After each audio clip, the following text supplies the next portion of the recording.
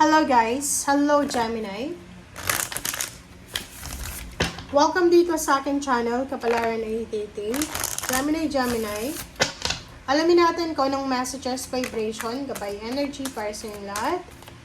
This is general reading, so please connect your intuition sa mga barahan na lumalabas dito.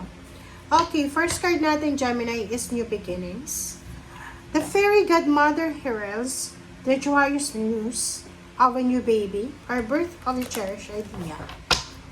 Oh, this is new beginnings. This is Zero the Fool, Empress. Sinasabi ng barahan dyan sa iyo, Gemini, na for the second half of July 2025, may posibleng good news of new baby, new job, birth of new idea, new career, new source of inspiration, new goals, new source of money or income ang posibleng darating sa'yo. So maybe ang good news dito is all about your family members. May kapamilya ka na naghahanap ng trabaho na posibleng ang good news dito natanggap na siya sa trabahong ina-applyan niya. Or maybe you're waiting for a visa. You're waiting for the job contract signing, or anything na hinihintay mo na posibleng dumating na sa last 2 weeks of July. Choosing your path. All is possible. Wow!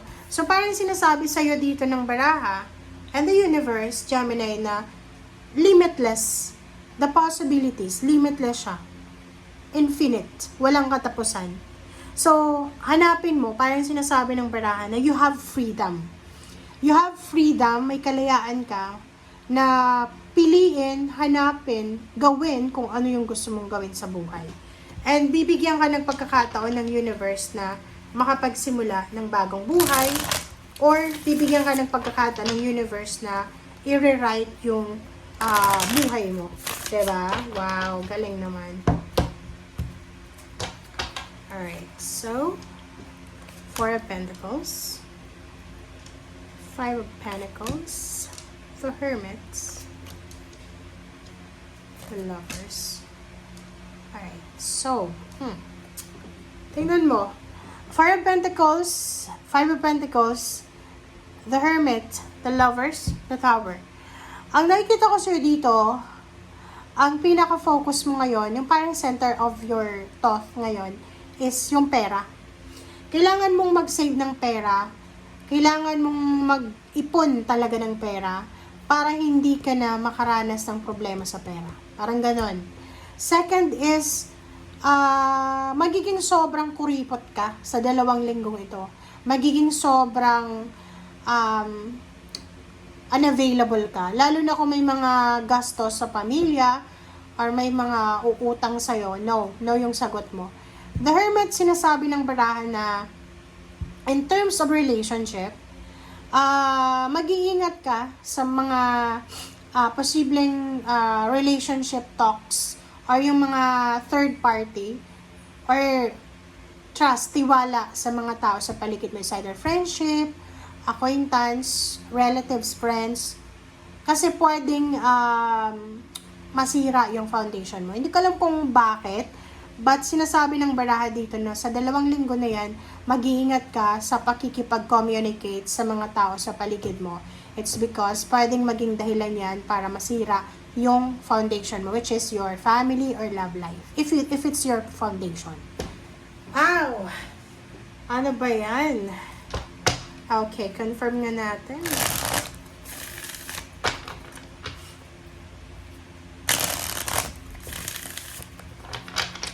Nakikita ko sir dito, maybe may hawak kang pera. Ay gusto kang bilhin. Pero yun, nandito yung Hermit na kailangan nung magtipid ng pera. Huwag kang magpadalos-dalos. Parang sinasabi, pag-isipan mo muna. Diba yung the devil na to, palagi tong nasa lahat ng zodiac sign. Bakit kaya? Okay, Four of Pentacles, King of Pentacles, King of Cups, Queen of Pentacles. Lahat sila powerful diba? Parang sinasabi sir dito na pagod ka na sa pagiging mahirap. Pagod ka na sa paghahanap ng pera. Sinasabi ng baraha dito na oras na para mag-focus ka sa pag-iipon, Kung gusto mong maging King of Pentacles, yung talagang financially stable na tao, you need to calm yourself. Kalmahin mo yung sarili mo Nandito yung King and Queen of Pentacles, sinasabi na posible, limitless all is possible. 'Di ba? Ano man ang gusto mong gawin, ano man ang gusto mong simulan, all is possible. Basta ang kailangan mo lang is moderation, self-discipline, and moderation. Tama ba ako? Okay. Four of Pentacles, Three of Wands, sinasabi ng baraha sa'yo dito na kailangan mong mag-ipon talaga. Three of Wands, mahirap mag-ipon kasi kailangan mong maghintay. But sinasabi ng baraha na to na worthy yung pag-iipon mo.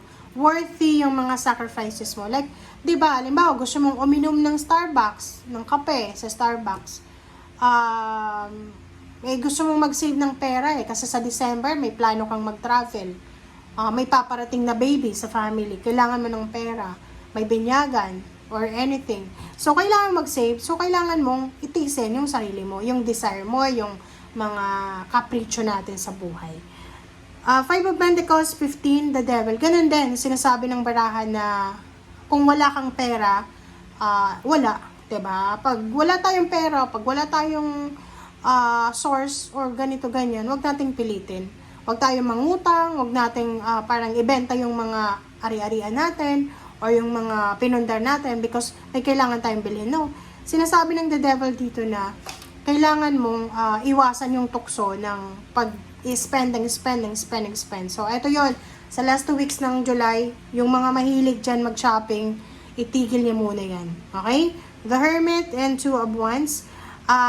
Job, option, career, vacation, vacation places, work, or kung ano man yan na pinagpipilian mo, sinasabi ng barahan na pag-isipan natin ng mabuti. Gaya nito, kung gusto mong mag-ipon ng pera, pag-isipan mo mabuti. Gusto mong bumili ng kung anong pag-isipan mo. The Lovers and Queen of Cups, sinasabi ng baraha sa'yo dito na kailangan mong i-work out yung relationship mo. Sinasabi ng baraha na bawasan natin yung selos, bawasan natin yung tamang hinala, overthinking, overanalyzing sa relationship. And doon sa mga yun, di ba? The Tower and Ace of Pentacles. Sinasabi ng baraha sa'yo dito, Gemini, na para maiwasan natin yung problema sa pera, para maiwasan natin yung problema sa relationship, we need to, be wise. Maging wise tayo sa paghahawak ng pera. Sinasabi ng baraha na posibleng merong bumagsak na foundation sa'yo, na posibleng bumalik. Parang lost and found. Na demote ka sa trabaho, posibleng bumalik ka doon sa dati mong posisyon.